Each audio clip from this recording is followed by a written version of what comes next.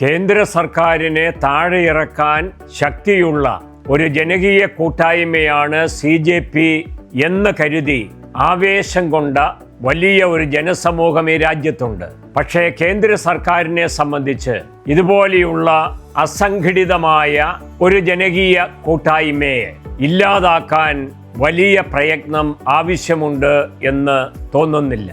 കാരണം സർക്കാരിൻ്റെ പക്ഷത്താണ് എല്ലാ നിയമങ്ങളും. നടപ്പിലാക്കുന്നത് സർക്കാരാണ്. ഒരു സമരമാകുമ്പോൾ സ്വാഭാവികമായും നിയമലംഘനങ്ങൾ ഉണ്ടാകും, അതിക്രമങ്ങൾക്ക് സാധ്യതയുണ്ട്.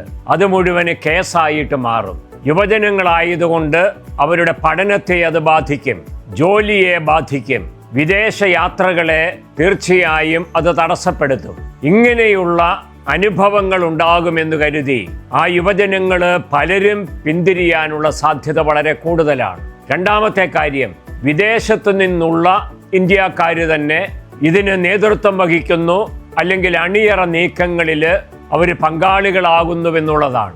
അവരെക്കുറിച്ചുള്ള പഠനങ്ങളും നിരീക്ഷണങ്ങളും സ്വാഭാവികമായും അവരെ പ്രതിക്കൂട്ടിലാക്കും.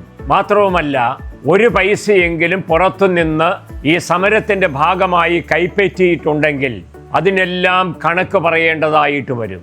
വലിയ തോതിൽ ഊരാക്കുടുക്കില് സമരക്കാര് ചെന്നുപെടും.